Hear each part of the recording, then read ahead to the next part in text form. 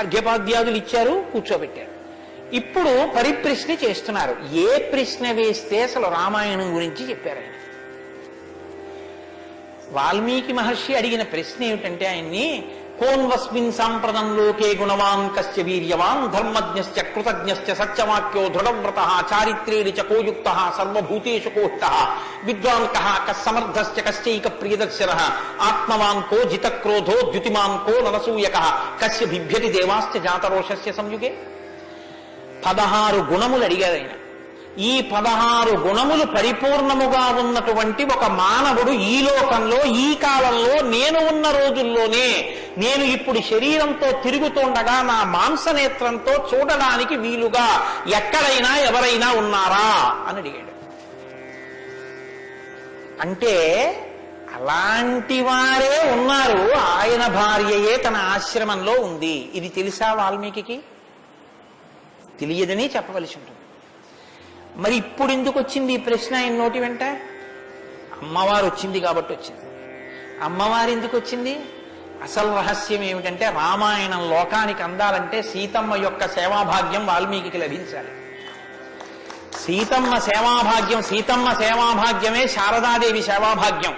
అది అందితే నోటి వెంట ఈ ప్రశ్న వచ్చింది.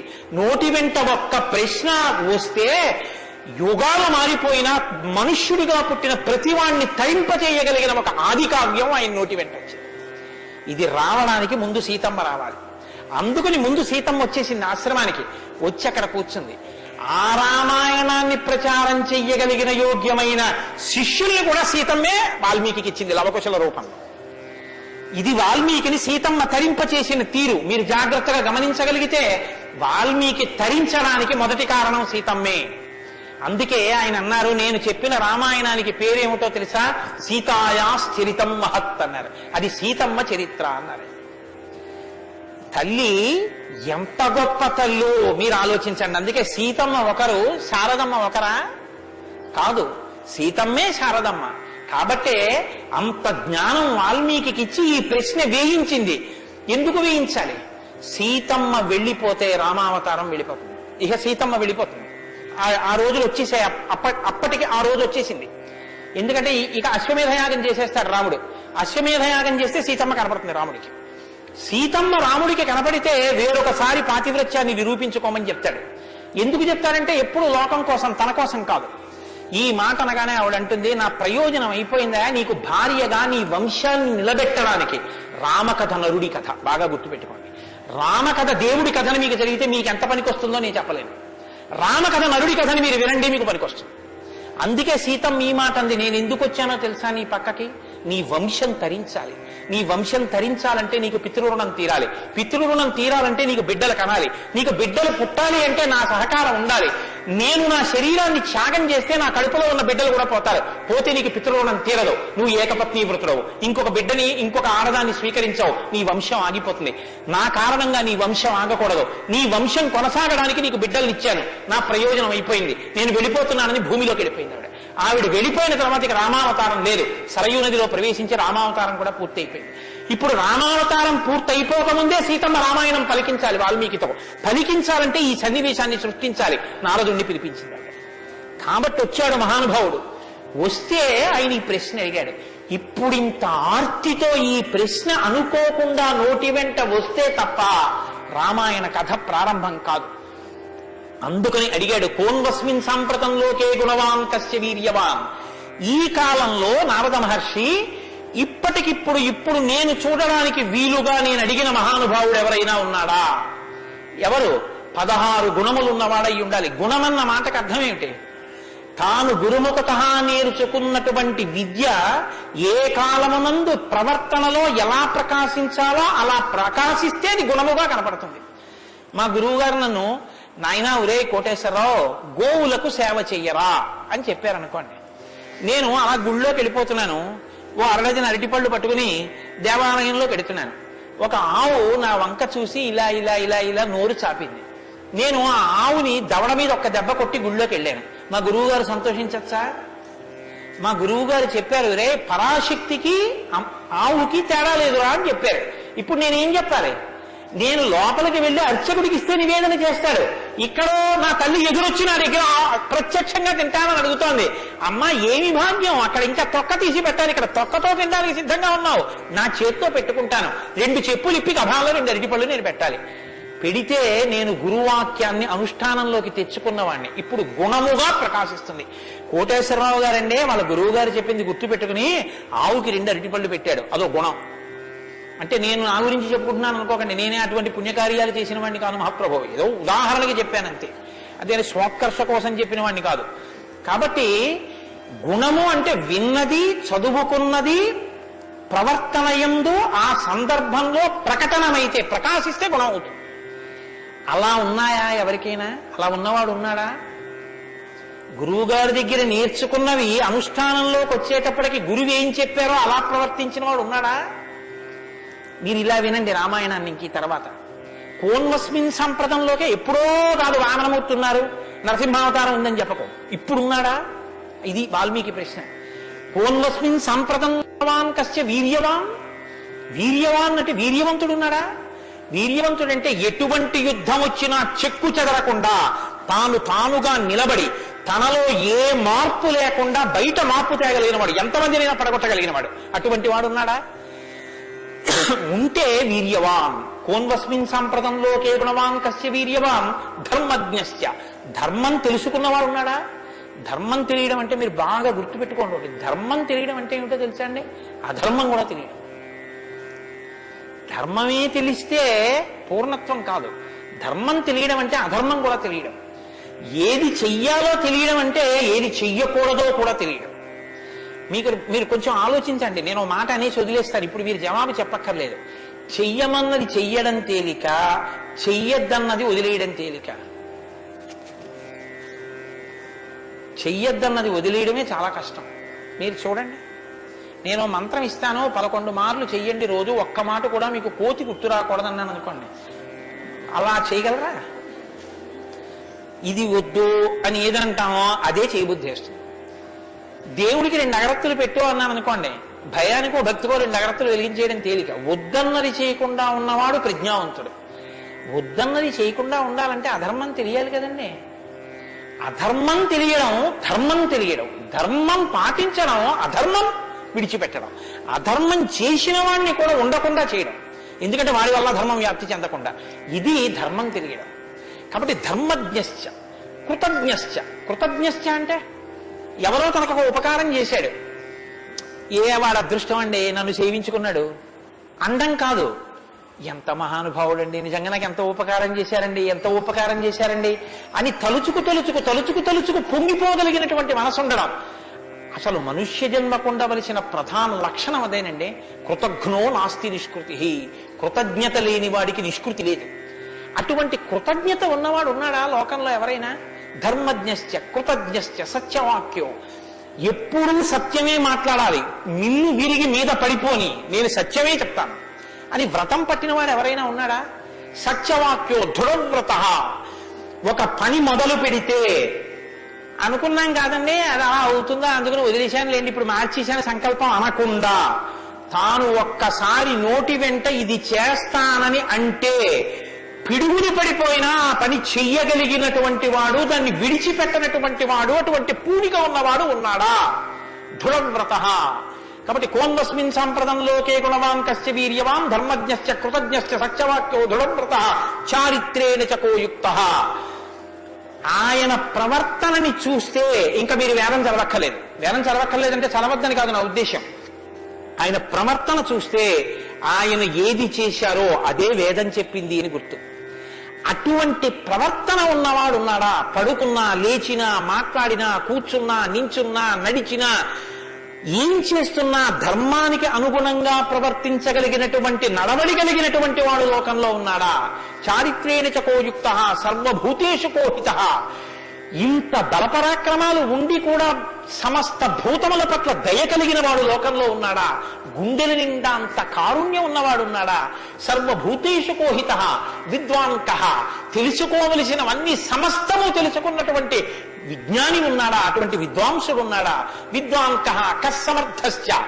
ఎటువంటి పని అయినా సరే వీరు చెయ్యలేరు అనొచ్చేమో కానీ ఆయన ఇది చెయ్యలేరని చెప్పడానికి ఒక పని లేకుండా ఏ పనులైనా చెయ్యగలిగిన వాడు ఉన్నాడా? కస్సమర్థస్య కశ్చైక ప్రియదర్శన. ఎప్పుడు మీరు చూసినా చూడాలనిపించేట్టుగా ఉండేవాడు ఉన్నాడా? ఆయన యుద్ధం చేస్తుంటే వింటినారి లాగుతున్నాడు, అందం. ఆయన అడవిలో నడుస్తున్నాడు, అందం. ఆయన కిరీటం పెట్టుకున్నాడు, అందం. ఆయన పాదపీఠం మీద పాదం పెట్టాడు, అందం. ఆయన జిన్నెడు పాలు పోసుకుని జటాజూటం కట్టుకున్నాడు, అందం. ఆయన ఏమీ లేదు, నారచీర కట్టుకుని కోదండం పట్టుకున్నాడు, అందం. ఆయనకి కోపం వచ్చి కన్నులు ఎర్రబారాయి, అందం. ఆయన బాలరాముడిగా పిలక పెట్టుకుని వెడుతున్నాడు, అందం. సీతమ్మతో మాట్లాడుతున్నాడు, అందం. నిద్రపోతున్నాడు, అందం. అసలు ఏమి చూసినా అందం. అబ్బా ఇప్పుడు అంత బాగుంటాడండి, ఆ తర్వాత బాగుంటాడండి, కొంచెం అలంకారం చేసుకుంటాడు బాగుంటుంది అనడానికి ఏమైనా ఉంటుందా? ఎప్పుడు నువ్వు చూసినా అలాగే చూడాలనిపించేటట్టుగా ఉండేవాడు ఎవరైనా ఉన్నాడా? కశ్చైక ప్రియదర్శన.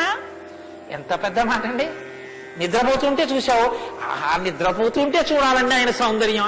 ఆ మాట ఎవరికన్నా ఉంటుందండి లోకంలో? ఏమన్నా ఆయన నిద్రపోతుంటే ఎంత బాగుంటాడండి అంటారా? ఏమన్నా ఆయన నిద్ర లేచి ఒళ్ళు విరుచుకుంటుంటే చూడాలండి ఆయన అందం ఎవరికైనా ఉందా? ఆయన యుద్ధం చేస్తుంటే చూడాలండి అందం ఎవరికైనా ఉంటుందా? ఎంతటి అందగాడు రామో! ఆయన పుంసామోహన రూపాయ పుణ్య శ్లోకాయ మంగళం. ఆడవాళ్లు మోహించడం కాదు, పురుషులు మోహించారు ఆయన్ని. అంతటంతగాడు. కొన్ని కోట్ల మంది కంఠాలు కోసేశాడంతే రామావతారంలో. నెత్తుటిని ఏర్లు పారించాడు, అయినా అందం. ఈ భుజాలు అందం, గడ్డం అందం, చెక్కిళ్ళు అందం. ఆ ఆజానుబాహు వరవింద దళాయతాక్షం. ఆ కళ్ళందం, ఆ కనుబొమలందం, ఆ ముక్కందం, ఆ మూతందం, ఆ గడ్డం అందం, ఆ కంఠం అందం, అన్నీ అందం. అందమే రాముడు, రాముడే అందం, రాముడే అభిరాముడు. అటువంటి వాడు ఉన్నాడా? కశ్చైక ప్రియదర్శన. ఆత్మవాంకో. గొప్ప ధైర్యవంతుడు ఉన్నాడు ఆ లోకంలో. ధైర్యవంతుడు అంటే మీరు బాగా జ్ఞాపకం పెట్టుకోండి. ధైర్యవంతుడు అన్న మాటకు అర్థం ఏంటో తెలుసా అండి? భయం లేనివాడు అని కాదు. ధైర్యము అన్న మాటకి ఇంకో అర్థం కూడా ఉంది. ధైర్యము అంటే తాను ఏ పని మీద బయలుదేరాడో ఆ పనికి అనుగుణమైనటువంటి సంభారములను మాత్రమే దగ్గరుంచుకుని ఆ పని మీద మాత్రమే దృష్టి పెట్టి ఆ పనిని పాడు చేసేటటువంటి ఏ ఇతర ఆకర్షణీయమైనటువంటి వ్యవహారమైనా త్రోసి రాజని విడిచిపెట్టగలిగినటువంటి పూనిక ఉన్నవాడున్నాడా? నేను ఏకపత్ని వ్రతం చేస్తానన్నాడు, భార్యని రావణాసురుడు ఎత్తుకుపోయాడు, చాలా మంది వచ్చి మీద పడ్డారు. మా నాన్నగారు దక్షిణ నాయకుడు, మా వంశంలో చాలా మంది దక్షిణ నాయకులు, మా ఆవిడ దగ్గర లేదు కదండి అని ఏమైనా పొరపాటు పడ్డాడా? తాను ఏది అన్నారో రామో దీర్ణాభిభాషతే, 2 మాటలు నాకు రావమ్మా అన్నాడు అంతే. లోకంలో అవతార పరిసమాప్తి వరకు అంతే. అలా ఉండగలిగిన వాడు ఉన్నాడా? ఆత్మవాంకో జితక్రోధో. కోపాన్ని గెలిచిన వాడు ఉన్నాడా? కోపాన్ని గెలవడం ఏమిటండి? అది ఏమైనా ఎదురుగుండా వచ్చి నిలబడుతుందా క్రోధం? ఎలా గెలుస్తారు అంటే క్రోధం ఎక్కడి నుంచి వస్తుందో మూలస్థానాన్ని గుర్తెరగడం, వికార కారణాన్ని తెలుసుకోవడమే క్రోధాన్ని గెలవడం. అంటే మీరు చూడండి, నాకండి ఎంత కోపం వచ్చేసిందో అంటాడు. ఎంత కోపం వచ్చేసిందోకి ఎక్కడి నుంచి వచ్చింది? ఇక్కడి నుంచే రావాలి కోపం. ఇక్కడి నుంచి రావడానికి అనువైన అవకాశం, వాతావరణం నువ్వు ఇస్తే రావడానికి సిద్ధంగా ఉంటుంది. మంట పుట్టడానికి సిద్ధంగా ఉన్నట్టు ఉంటుంది అది. నువ్వు అది పుడితే ఎంత వికారంగా ఉంటావో, నీ ముఖం ఎలా ఉంటుందో, ఎంత జేవురించుకుని ఉంటుందో, ఎలా అరుస్తావో, నీ చేతులు ఎలా ఉంటాయో ఓసారి ఆ టైంలో వీడియో తీసి చూసుకో ఎలా ఉంటుందో. అసహ్యం వేస్తుంది మన మీద. మనకి అదేంటంటే అలా ఉన్నాననిపిస్తుంది. ఇన్ని వికారములు ఇది వస్తే వస్తున్నాయని తెలుసుకుని అది రాకుండా తొక్కి పెట్టగలిగిన వాడు ఉన్నాడా? అలా ఉంటే జితక్రోధో. అలాంటి వాడు ఉన్నాడయా లోకంలో? ఆత్మవాంకో జితక్రోధో ద్యుతిమాంకో. అపారమైనటువంటి కాంతి కలిగిన వాడు ఉన్నాడా? ద్యుతిమాంకో ననసూయక. అసూయని గెలిచిన వాడు ఉన్నాడా? తనకన్నా గొప్పవాడు కనపడితే ఆహాహా మహాత్ములు ఎంత గొప్ప పరిశ్రమ చేశారో, ఇంత గొప్పవాడు అయ్యాడని నమస్కారం చేసి తెలుసుకోవాలి. తనకన్నా తక్కువ వాడు కనపడితే ఈశ్వరానుగ్రహంతో ఈయన వృద్ధిలోకి రావాలనగలగాలి. కిందవాడిని చూసి అహంకరించకూడదు, పైవాడిని చూసి అసూయపడకూడదు. ఈ 2 ఉన్నవాడు ఉన్నాడా? ద్యుతిమాంకో ననసూయక కస్య బిభ్యతి దేవాస్య జాత రోషస్య సంయుగే. కోపం లేని వాడికి కోపం ఎలా వస్తుంది మరి? అంటే కోపం తెచ్చిపెట్టుకున్నట్టు నటిస్తాడు అంతే. ఎందుకు నటించాలి అంటే ఏదో పని చక్కబెట్టాలంటే కోపం వచ్చినట్టు ఒకసారి ఇలా అంటాడు. అనేటప్పటికి అమ్మ బాబు ఆయన కోపం వచ్చిందంటే హడిలిపోయి అందరూ జాగ్రత్తగా ఉంటారు. ఎవరికి కోపం వచ్చిందని అనిపిస్తే 33 కోట్ల మంది దేవతలు కూడా ఉనికిపోతారో అలా కోపాన్ని తెచ్చిపెట్టుకునేవాడే తప్ప అసలు కోపం రావడం అన్నది లేనివాడు ఒకరిలో ఉన్నాడా? అలాంటి వాడు ఎవడైనా ఉంటే ఎప్పుడో ఉన్నాడని చెప్పద్దు, ఇప్పుడు ఉన్నాడా? నేను చూడ్డానికి వీలుగా ఉన్నాడా? ఈ కాలంలో ఉన్నాడా? ఉంటే అటువంటి వాడి గురించి నాకు చెప్పు, నాకు వినాలని ఉందన్నాడు. ఇప్పుడు వస్తోంది రామాయణం. ఇప్పుడు చెప్పాలి నారదుడు ఎవరో తెలుసా? ఆయన రాముడే. ఆయన ఇల్లాలే నీ దగ్గరుంది, ఆయన బిడ్డలే నీ దగ్గర ఉన్నారు. వాల్మీకి మహర్షి ఆయనే అయోధ్యాధిపతి, ఆయనే రామచంద్ర ప్రభువు అని చెప్తే వాల్మీకి పొంగిపోవాలి కదండి. రామాయణ ఆవిర్భావం జరుగుతోందన్నమాట. ఇవాళ రామాయణం పుడుతోంది. ఆ సన్నివేశంలో ఉన్నాం మనం. ఇప్పుడు ఈ మాటలు అడిగితే వాల్మీకి మహర్షి చాలా చమత్కారమైనటువంటి జవాబు ఒకటి చెప్పారు. ఆయన అన్నారు, బహవో దుర్లభాశ్చైవ ఎత్తయా కీర్తితా గుణాః మునే వక్షామ్యహం బుద్ధ్వా తేర్యుక్త శ్రూయతాన్నరః. చాలా క్లిష్టమైనటువంటి ప్రశ్న ఒకటి అడిగావు. సాధారణంగా లోకంలో మానవుల్లో నువ్వు అడిగినటువంటి 16 గుణములు ఒక వ్యక్తి యందు ప్రకాశించేటటువంటి వాడు ఉండడు. కాబట్టి ఇప్పుడు ఎవరై ఉండాలి? నరోత్తముడై ఉండాలి, సాక్షాత్ శ్రీ మహావిష్ణువై ఉండాలి. అటువంటి వాడే కాని నరుడిగానే ఉన్నాడు ఇప్పుడు. ఆయన విష్ణు అంటే ఆయనే అంగీకరించాడు. ఆయన నేను నరుణ్ణి అంటాడు, నేను దాశరథిని అంటాడు, నేను దశరథ మహారాజు కొడుకునయ్యా అంటాడు. నరుడిగా ఈ లోకంలో తిరుగుతున్నవాడు ఉన్నాడు. అటువంటి వాడి గురించి చెప్తాను, జాగ్రత్తగా వినన్నాడు. ఇది సంక్షేప రామాయణం. 100 శ్లోకాలతో ఇక్కడ ప్రతిరోజు సంక్షేప రామాయణం జరుగుతోంది అని అన్నారే. సంక్షేప రామాయణాన్ని పెద్దలు సంప్రదాయంలో ఏమని పిలుస్తారో తెలుసా అండి? మాలామంత్రము అని పిలుస్తారు. ఎందుకంటే శారదా తిలకము అని మంత్రాల గురించి చెప్పేటటువంటిది, బీజాక్షరాల గురించి చెప్పే విషయం ఒకటి ఉంది. అందులో 10 అక్షరాలు మంత్రంలో దాటిపోతే దాన్ని మాలామంత్రములని పిలుస్తారు. 100 శ్లోకములతో ఉన్న సంక్షేప రామాయణం మాలా మంత్రం. అందుకే సంక్షేప రామాయణాన్ని పారాయణ చేస్తే అది రక్షణ చేస్తుంది. మన్నాత్ త్రాయితే ఇది మంత్ర. దాన్ని మననం చేస్తే అది కాపాడుతుంది. సంక్షేప రామాయణం కూడా అలా కాపాడుతుంది. సద్గురువైనటువంటి నారద మహర్షి నోటిలోంచి పుట్టింది సంక్షేప రామాయణం. యోగులు రమించడం అంటే బాహ్యంలో తిరిగేటటువంటి మనస్సుని బుద్ధిని నిగ్రహించి వెనక్కి తిప్పి ఆత్మలోకి దింపి తాను ఒకటిగా నిలబడిపోయి పొందేటటువంటి ఆనందమేదో అది సాకారమును పొందితే రాముడు. కాబట్టి యోగులు రమించేటటువంటి స్వరూపమేదో దానికి రామ అని పేరు. కాబట్టి రామో నామ జనైశ్రుత నియతాత్మా మహావీర్యో ద్యుతిమాన్ ధృతిమాన్ వసి. నువ్వు చెప్పినటువంటి గుణములన్నీ ఉన్నవాడు, దానితో పాటుగా వసి ఇంద్రియములను నిగ్రహించినటువంటి వాడు. ఇంద్రియాల్ని నిగ్రహించడం అన్న మాట మీరు రామాయణంలో చాలా జాగ్రత్తగా గమనించి తెలుసుకోవలసి. ఇంద్రియాల్ని నిగ్రహించడం అంటే ఏమిటో తెలుసా అండి? మనసు దేన్ని చూస్తే, దేన్ని వింటే కదిలిపోతుందో, ప్రశాంతంగా ఉన్నది అలజడిని పొందుతుందో దాన్ని చూడకుండా, దాన్ని వినకుండా బలవంతంగా నిగ్రహించడం ఎటువంటిదో తెలుసా అండి? ఒక త్రాచుపాము అలా వెళ్ళిపోతోంది. గభాల్ని ఇలా చూశాడు, అయ్య బాబాయ్ త్రాచుపాము పెద్ద గెంతు గెంతాడు. అది అకస్మాత్తుగా ఏమైందంటే ఆ గెంతడంలో త్రాచుపాము యొక్క పడగ మీద 2 కాళ్ళు వేసి తొక్కాడు. ఇప్పుడు త్రాచుపాము తల పైకి ఎత్తలేకపోతోంది. ఇప్పుడు తను త్రాచుపాము నా కాళ్ళ కింద ఉంది, నన్ను ఏం చేస్తుంది అని ఉండగలడని మీరు అనుకుంటున్నారా? అతను గడగడగడగడగడ వణికిపోతూ చెమట్లు పట్టేస్తున్నాయి. ఎందుకంటే నేను త్రాచుపాము మీద ఉన్నాను, అది తోక కదుపుతోంది, తోకతో కాళ్ళు చుడుతోంది. ఈ కంగారులో ఏం చేస్తాడంటే త్రాచుపాము మీద తాను నిలబడి ఉండగా ఇక త్రాచుపాము తను ఏం చెయ్యలేదన్న స్థితిలో ఉన్నా ఎప్పుడో ఒకప్పుడు త్రాచుపాము మీద కాళ్ళు తీసేస్తాడు. కంగారు పడిపోయి తీసేస్తాడు. ఎప్పుడో అప్పుడు కాళ్ళు తీయడం కోసమే పాము చూస్తుంటుంది, కాటు వేసేసి పుట్టలో వెళ్ళిపోతుంది, లేకపోతే ఎక్కడికో అక్కడికి వెళ్ళిపోతుంది. రావణుడు చేసే తపస్సు, రావణుని యొక్క ఇంద్రియ నిగ్రహం అటువంటివి. బలవంతంగా అణిచి పెడతాడు. అవకాశం రాగానే అది ఒక్కసారి జడలు విప్పి ప్రళయతాండవం చేసి రావణుణ్ణి పడగొడుతుంది. మండోదరి చెప్పింది ఈ మాట, నా సొంతం కాదు. రాముడు అలా కాదు, విచారణ చేసి ఉంటాడు. అర్థమనర్థం భావయ నిత్యం అంటారు శంకరాచార్యులు వారు. నారీస్తన భరనాభీదేశం దృష్ట్యా మాగా మోహావేశం ఏతత్ మాంసవసాది వికారం మనసి విచింత్య వారం వారం అంటారు. మనసు దేని చేత కదిలిపోతోందో దాని యథార్థ స్వరూపాన్ని బాగా విచారణ చేస్తాడు. విచారణ చేసి ఈ పాటి దానిక నా ఒంట్లో ఉన్నటువంటి శక్తి అంతటినీ ఖర్చు చేసేస్తున్నాను అని మనసుని మరల్చే ప్రయత్నం చేసి ఆ వస్తువు తన కళ్ళ ముందు కనపడినా ఇంకా ఆయన మనసు చెక్కు చెదరదు, ఆ స్థితిని పొందుతాడు. ఇది శంకరాచార్యులు వారు నేర్పుతారు లోకానికి. గురువు చెప్పే మాట అంటే అలా ఉంటుంది. ఆయన ఎంత చమత్కారంగా అన్నారో చూడండి. నారీస్తన భరణాభీదేశం దృష్ట్యామోగా మోహావేశం. ఎందుకంత వెర్రెక్కిపోతున్నావు? యవ్వనం ఒంట్లో ఉండి ఓపికన్న కాలంలో నీ శరీరం కన్నా స్త్రీ శరీరంలో రెండే వికారాలు ఉన్నాయి. శరీరపు ఊర్ధ్వభాగంలో 2 చోట్ల మాంసపు ముద్దలు పైకి పుటమరించాయి. శరీర అధోభాగంలో మాంసము కొంత లోపలికి వెళ్ళి ఉంది.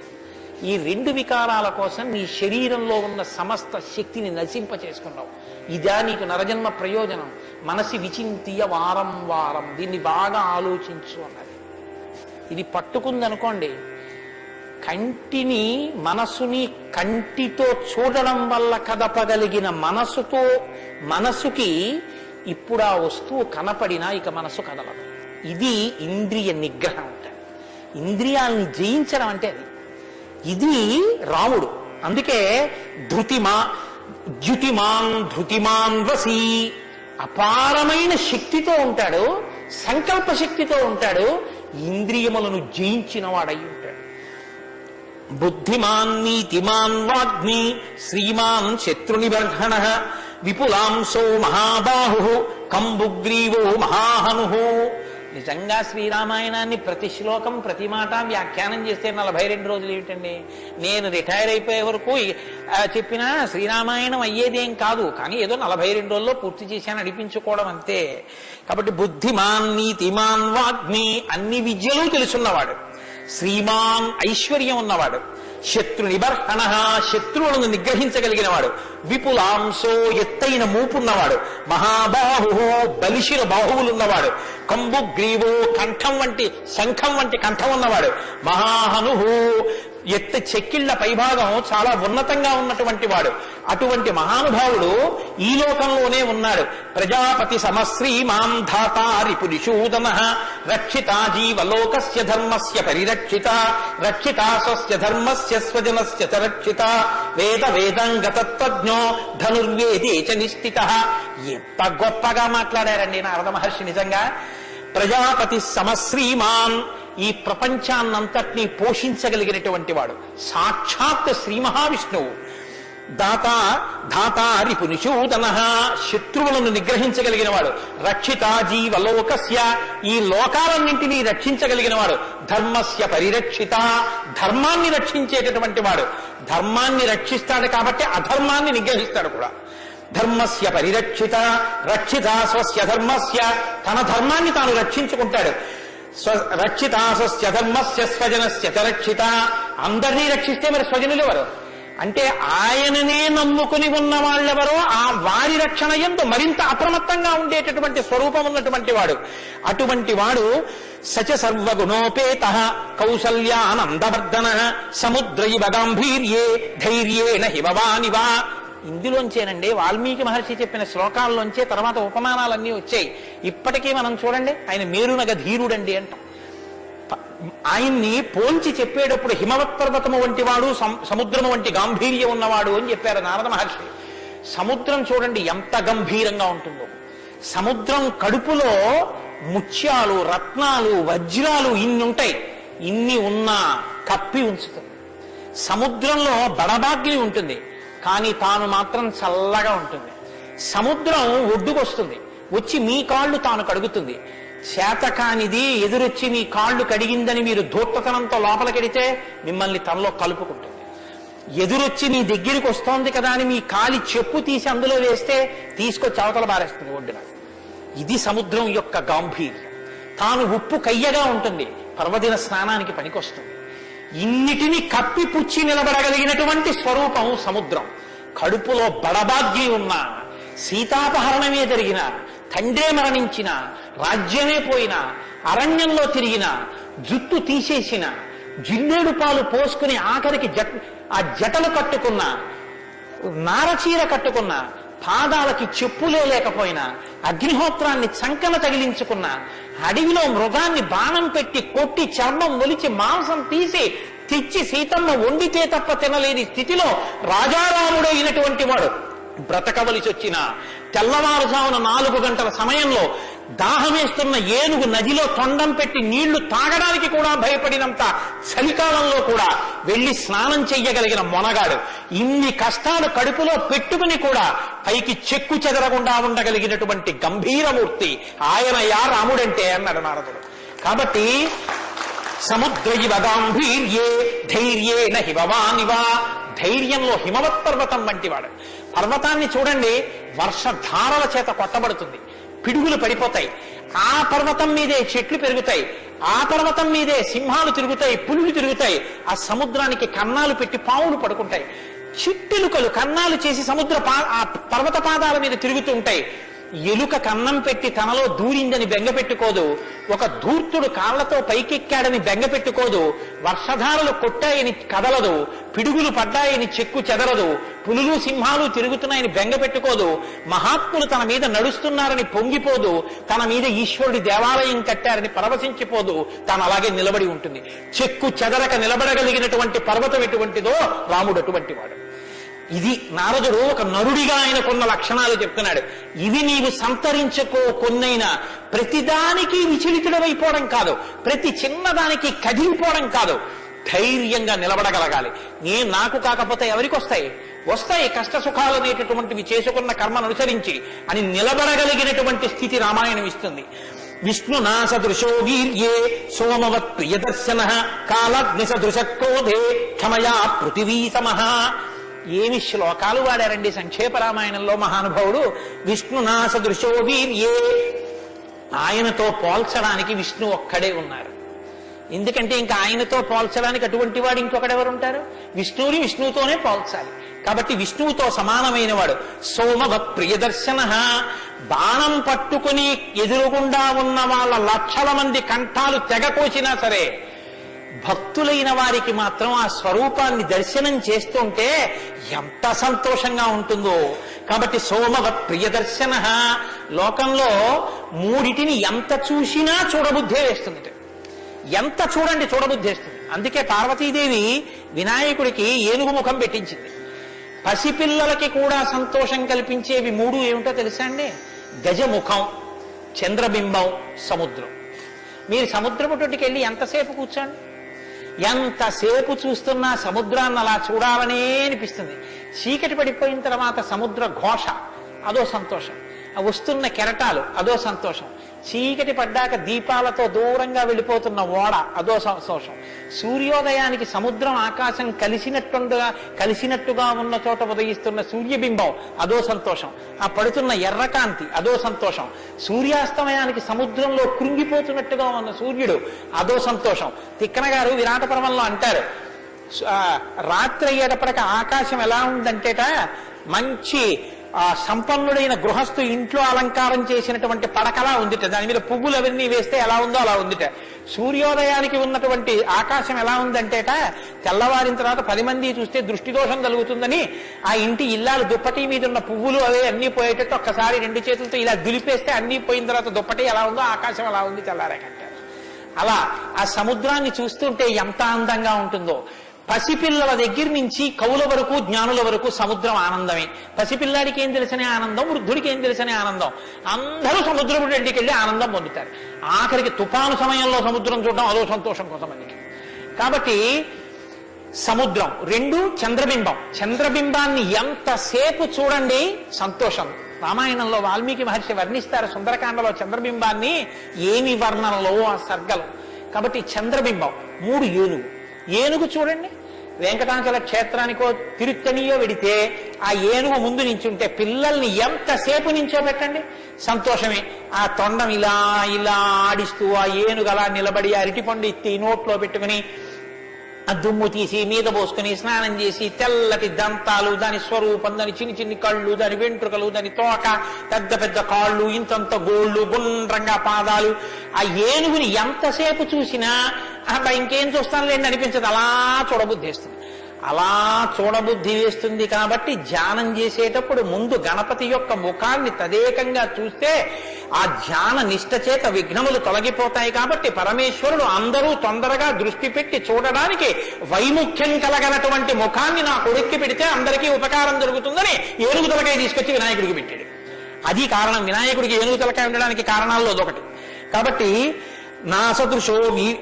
విష్ణు నాసదృశో వీర్యే సోమవత్ ప్రియదర్శన కాలాగ్ని సదృశ క్రోధే. క్రోధం, కోపం వచ్చిందా కాలాగ్ని ఎటువంటిదో అటువంటి వాడు. క్షమయా పృథివీ సమః. ఈ భూమికి ఎంత ఓర్పో రాముడికి అంత ఓర్పు. నిద్రలేస్తూనే భూమిని తంతాం, భరిస్తుంది. మలమూత్రాలు భూమి మీద విసర్జిస్తాం, భరిస్తుంది. ఉమ్మి భూమి మీద వేస్తాం, ఊరుకుంటుంది. పోనీ ఏదో పొరపాటున వచ్చింది వేరు.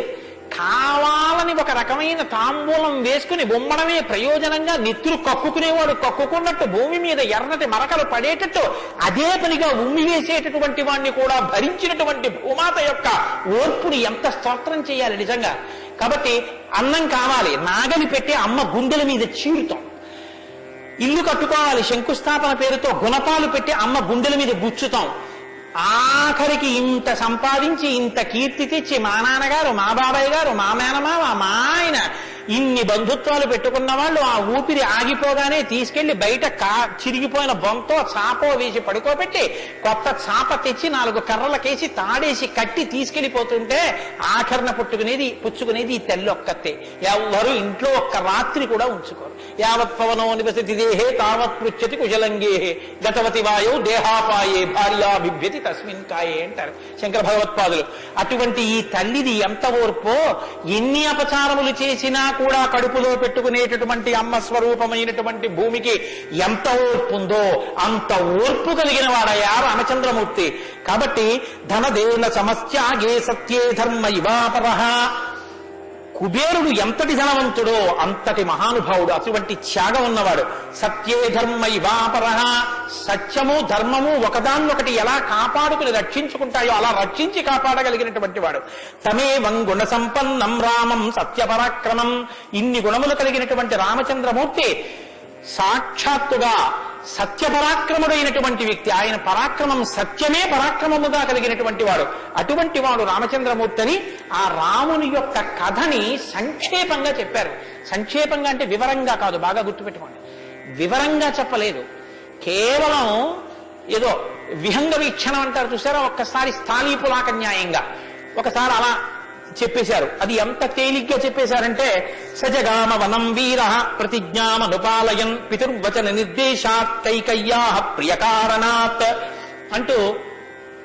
కానీ సంక్షేప రామాయణ శ్లోకాలండి, అవి నిజంగా మంత్రాలే. దశరథ మహారాజు గారు లేక లేక లేక లేక సంతానం కలగలేదని బెంగ పెట్టుకుని అశ్వమేధయాగం చేసి తత్పాపాన్ని పోగొట్టుకుని పుత్రకామేష్టి చేస్తే యజ్ఞపురుషుడు ఆవిర్భవించి ప్రసాదాన్నిస్తే ఆ పాయసాన్ని అనురూపలైనటువంటి తన భార్యలు స్వీకరిస్తే పెద్ద భార్య అయినటువంటి కౌసల్యాదేవి యొక్క గర్భాన్ని జనించినటువంటి సాక్షాత్ విష్ణుస్వరూపుడైన ధర్మాత్ముడైన రామచంద్రమూర్తి పినతల్లి అయిన కైకమ్మ 14 సంవత్సరములు అరణ్యవాసం చేసి రాజ్యాభిషేకాన్ని విడిచిపెట్టుకోవాలి రామచంద్రమూర్తిని 2 వరములు రాత్రికి రాత్రి దశరథ మహారాజు గారిని అడ్డుపెట్టి నిగ్రహిస్తే తండ్రిని సత్యవాక్యమునందు నిలబెట్టడం కోసమని రామచంద్రమూర్తి రాజ్యాన్ని పరిత్యజించి నారవస్త్రాలు కట్టుకుని చెప్పులు కూడా విడిచిపెట్టి మహానుభావుడు అరణ్యానికి బయలుదేరి వెళ్ళిపోతున్నారు. ఆ వెళ్ళిపోతున్నటువంటి సమయంలో రామస్య దయితా భార్య నిత్యం ప్రాణ సమాహిత జనకస్య కులే జాతా దేవమాయేవ నిర్మిత సర్వలక్షణ సంపన్నా నారీణాముత్తమామదో సీతాప్యనుగత రామం శిశినం రోహిణీ యథా. సాక్షాత్తుగా దేవమాయయే లోకంలో ఉన్న సౌందర్యమంతా రాశీభూతమై ఒక స్త్రీ రూపంలో వచ్చిందా అన్నంతగా కనపడేటటువంటి సీతమ్మ తల్లి, జనక మహారాజు గారి యొక్క పుత్రి, అయోనిజ అయినటువంటి తల్లి, స్త్రీలలో ఉత్తమమైనటువంటి రత్నంగా చెప్పబడినటువంటి తల్లి, సర్వలక్షణ సంపన్న అయినటువంటి సీతమ్మ చంద్రుణ్ణి రోహిణి ఎలా అనుసరిస్తుందో అలా కష్టసుఖాల్లో నీతో కలిసి ఉంటాను తప్ప నేను అంతఃపురంలో ఉండను అని చెప్పి రామచంద్రమూర్తితో కలిసి అరణ్యవాసానికి బయలుదేరింది. సోదరుడైనటువంటి లక్ష్మణుడు కూడా రామచంద్రమూర్తితో బయలుదేరాడు. ముగ్గురు అరణ్యవాసం చేస్తున్నటువంటి సమయంలో చిత్రకూట పర్వతం మీద ఉండగా తనకి రాజ్యం కావాలని భరతుడు కోరకపోయినా తల్లి వరం చేత రాజ్యాన్ని పొందడానికి అర్హుడైన భరతుడు మేనమావ గారి ఇంటి నుంచి తిరిగి వచ్చేసరికి దశరథ మహారాజు గారు ప్రాణాలు విడిచిపెడితే నాకు ఈ రాజ్యం వద్దని భరతుడు శత్రుఘ్నుడితో వశిష్ఠుడితో తల్లులతో కలిసి చిత్రకూట పర్వతం దగ్గరికి వెళ్లి అన్నా రామా నాకొద్దు, ఈ రాజ్యం నువ్వే తీసేసుకోమని ఎంత నిగ్రహించినా ధర్మాత్ముడు సత్యవాక్య పరిపాలకుడైనటువంటి రామచంద్రమూర్తి నా తండ్రిని సత్యంలో నిలబెట్టడం కోసం నేను ఈ వనవాసానికి వచ్చాను తప్ప నాకు ఈ రాజ్యం అక్కర్లేదని స్వీకరించడం మానేసి తన పాదుకలను తీసుకెళ్లి భరతుడికి ఇస్తే భరతుడు పాదుకలను పట్టుకుని నందిగ్రామానికి వచ్చి సింహాసనం మీద పెట్టి రాజ్యం చేస్తుంటే మహానుభావుడు చిత్రకూట పర్వతం మీదే ఉన్నట్టయితే వచ్చినటువంటి తల్లులు సోదరులైనటువంటి భరత శత్రుఘ్నులు జ్ఞాపకానికి వస్తారని చిత్రకూటాన్ని విడిచిపెట్టి దండకారణ్యంలో ప్రవేశించి ఉన్నటువంటి సమయంలో అక్కడ ఉన్నటువంటి రాక్షసులలో ఒకటి అయినటువంటి శూర్పణక వచ్చి రామచంద్రమూర్తి యొక్క తమ్ముడైన లక్ష్మణుడు లేదా సంక్షేప రామాయణం ప్రకారం రాముడంటే లక్ష్మణుడు చేసిన పని రాముడు చేసినట్టే,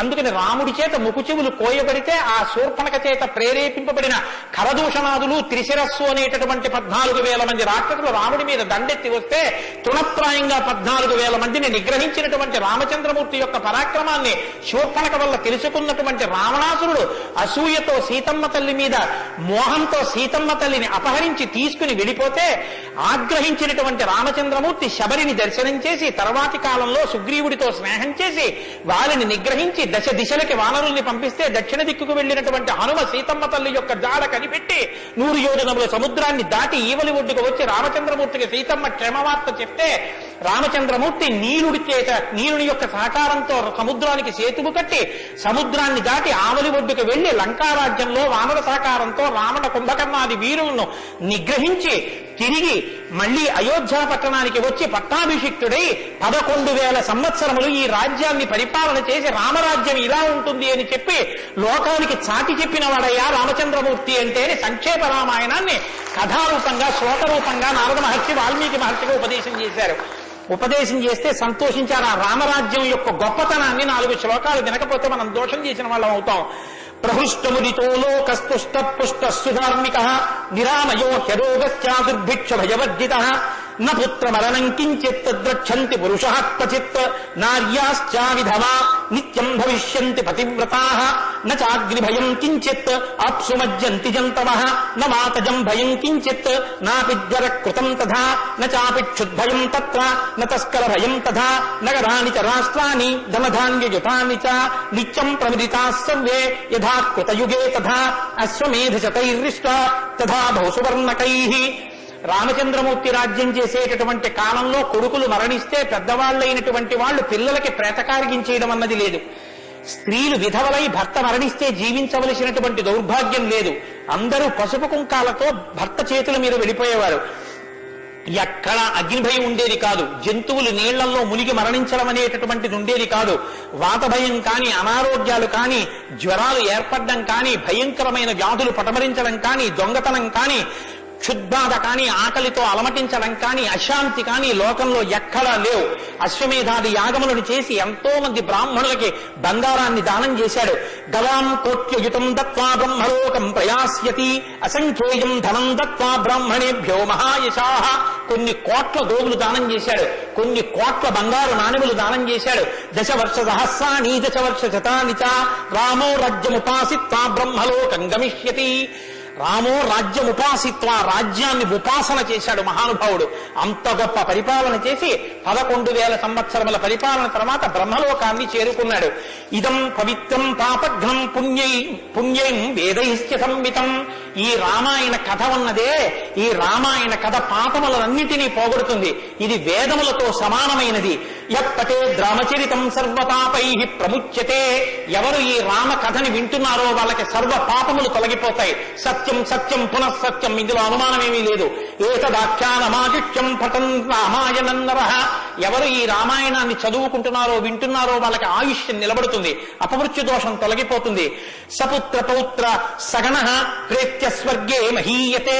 పుత్రుల్ని, కొడుకుల్ని, మనవల్ని చూసిన తర్వాత 3 తరాలు చూసిన తర్వాత సంతోషంతో సుఖశాంతులతో ఇహమనందు జీవించి ఆఖరున తేలికగా శరీరం నుంచి ప్రాణం విడిపోయి జీవుడు సంతోషంగా భగవన్నామని చెప్తూ స్వర్గలోకాన్ని చేరుకుంటాడు. ఇంతటి గొప్ప అనుభూతిని ఐశ్వర్యాన్ని అనుగ్రహించగలిగినటువంటి శక్తి కలిగినటువంటిది రామాయణం. కాబట్టి ఎల్లరూ ఈ రామాయణాన్ని చదువుకోవాలి, వినాలి, ధరించాలి అని నారద మహర్షి వాల్మీకి మహర్షికి చెప్తే తదేక ధ్యానంతో ఆ మాలామంత్రంగా వినపడిన సంక్షేప రామాయణాన్ని విని పొంగిపోయిన హృదయంతో తన్మయత్వంతో ఉన్నటువంటి వాల్మీకి మహర్షి యొక్క స్థితి దగ్గర ఇవాల్టి ఉపన్యాసాన్ని పూర్తి చేస్తున్నారు. రేపటి రోజున అసలు ఎలా ఆవిర్భవించిందో, తన్మయత్వంలో ఉన్న వాల్మీకి మహర్షి ఎలా బయలుదేరారో, రామాయణం ఎలా వచ్చిందో, ఏం జరిగిందో ఆ విషయాన్ని మీకు మనవి చేసి రామాయణ కథా ప్రారంభం చేసే అనుగ్రహాన్ని రామచంద్ర ప్రభు నాకు కృప చేయుగాక. రేపు ఖచ్చితంగా 6:30 కథా ప్రారంభం అయిపోతుంది. లేకపోతే 7 రోజుల్లో బాలకాండ పూర్తి కాదు. కాబట్టి మంగళాశాసనపరై మదాచార్య పురోగమై సర్వైశ్చ పూర్వైరాచార్యై సత్కృతాయాస్తు మంగళం. మంగళం కోసలేంద్రాయ మహనీయ గుణాత్మనే చక్రవర్తి తనూజాయ సర్వభౌమాయ మంగళం. ఉమాకాంతాయ కాంతాయ కామితార్థప్రదాయినే శ్రీగిరీశాయ దేవాయ మలినాథాయ మంగళం. కరచరణకృతం వా కర్మవాక్కాయజం వా శ్రవణమైనజం వా మానసం వాపరాధం విహితం వా సర్వమేత్తక్షమస్వా శివ శివ కరుణాబ్ధే శ్రీ మహాదేవ శంభో. సర్వం శ్రీ ఉమామహేశ్వర పరబ్రహ్మార్పణమస్తు. స్వస్తి. శ్రీరామాయణం వినడం ఒక మహద్భాగ్యం. నన్ను నమ్మండి, నేను చెప్తున్నానని నేను చెప్పట్లేదు. జీవితంలో రామాయణం వినడం అనేటటువంటిది కొన్ని కోట్ల కోట్ల కోట్ల జన్మల తర్వాత లభించేటటువంటి అదృష్టం. అందున సంపూర్ణ రామాయణం బాలకాండ నుంచి పట్టాభిషేకం వరకు ఏకబిగిన మండల కాలం రామాయణం వినడం అనేటటువంటిది సంభవం అయ్యేటటువంటి విషయం కాదు. అది కేవలం పూర్వపుణ్యం, రామానుగ్రహం ఉంటేనే సాధ్యమయ్యేటటువంటి విషయం. అటువంటి రామ కథ విన్న తరువాత మనం కేవలం లేచి వెళ్ళిపోవడం వల్ల ప్రయోజనం కన్నా రామనామాన్ని చెప్పి వెడితే చాలా బాగుంటుంది. రామనామం కేవలం రామ అనడం కన్నా పెద్దలు మనకు ఒక మార్గాన్ని ఇచ్చారు. రామ రామ రామ అని 3 మాటలంటే ఆ రోజున వాళ్ళు విష్ణు సహస్రం చెప్పిన ఫలితం.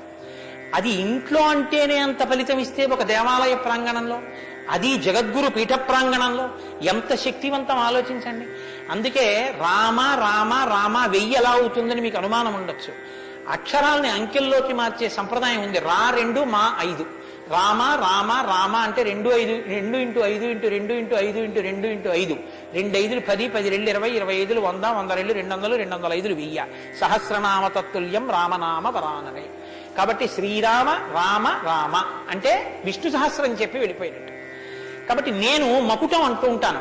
మకుటం మీరందరూ కానీ నేను దానికి వివరణం ఒకటి అంటూ ఉంటాను. మీరు మీ అందరూ కూడా చక్కగాను రామనామము రామనామము రమ్యమైనది రామనామము అని మీరంటారు.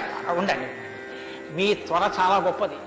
అలా అంటే రామనామము రామనామము రమ్యమైనది రామనామము అలా అన్నప్పుడు 3 మాటలు రామ రామ రామ. మీరు ఎన్ని మాటలు అన్నారో అన్ని మాటలు విష్ణు సహస్రం చెప్పింది. పైగా మీరు ఒకటి గుర్తు పెట్టుకోండి, నేను పూర్తి విశ్వాసంతో చెప్తున్నాను. వ్యక్తిగత అనుభవాలు వేదికల మీద చెప్పడం నాకు ఇష్టం ఉండదు. శ్రీరామాయణం జరగడానికి అందరికన్నా ముందే స్వామి హనుమ వస్తారు. అందుకే రామాయణం చెప్పేటప్పుడు హనుమ కోసం ఒక ఆసనం వేస్తారు. ప్రచ్ఛన్న రూపంలో వచ్చి కూర్చుంటారు. అదిగో ఆ ఆసనం అదే రామచంద్రమూర్తి పాదాల దగ్గర ఖాళీగా ఉంచిన ఆసనం ఎవరికంటే హనుమ కొరకు. దాని మీద వారు కూర్చుంటారు. అందుకే పుష్పాలంకారంతో శోభింపచేస్తారు. ఆయనకి ఆ పూలహారం వేశాను. రామనామం చెప్తుంటే ఆయన ఇలా చూస్తూ ఎవరా రామనామం చెప్తున్నారో పొంగిపోతారట. రాముడు హనుమ ప్రీతి పొందేస్తారు.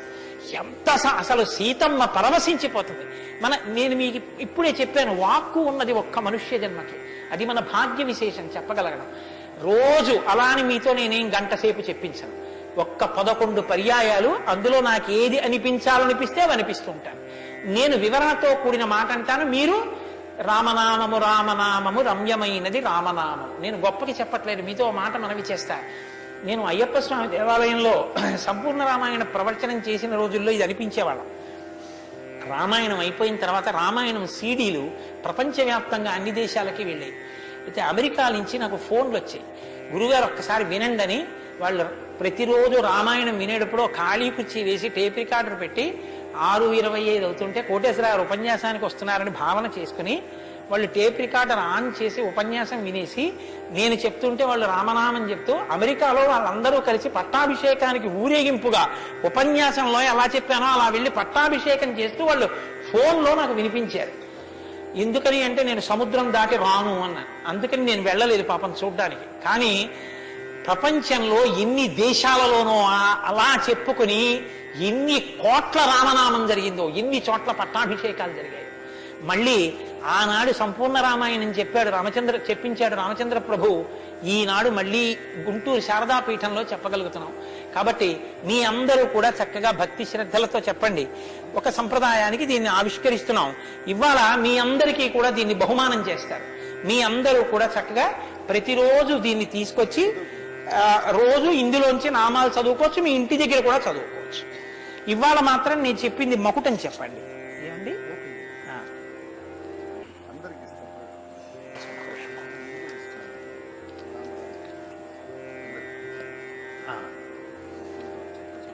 నూట 8 నామాల్లో సంపూర్ణ రామాయణం నామరామాయణం అని ఇది కూడా మీకు బహుమానం చేస్తున్నారు.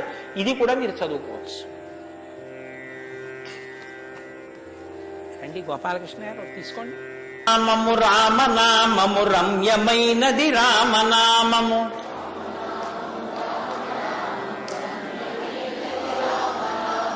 దారి నుండి గనదచు వారికి తోడు నీడే రామనామము. రామనామము రామనామము రమ్యమైనది రామనామము, నారదాది మహామునీంద్రులు నమ్మినది శ్రీరామనామము.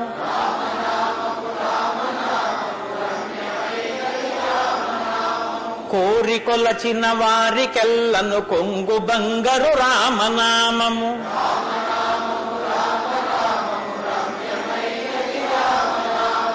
అండపిండ బ్రహ్మాండములకు ఆధారమైనది రామనామము.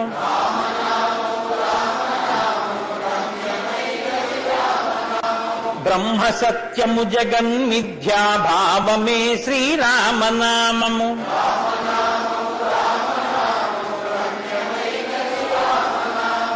ఆంజనేయుని వంటి భక్తుల నిర్వికారము నిర్వికల్పము నిర్గుణము శ్రీరామనామము.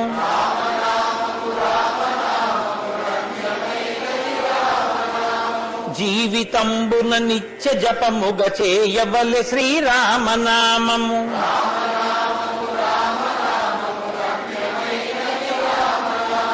నిజ స్వరూపము బోధకంబగు తారకము శ్రీరామనామము.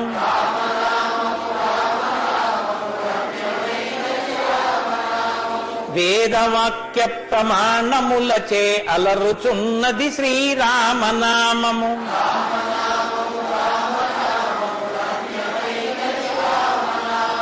తల్లి వలె రక్షించు సుజనుల నెల్ల కాలము రామనామము.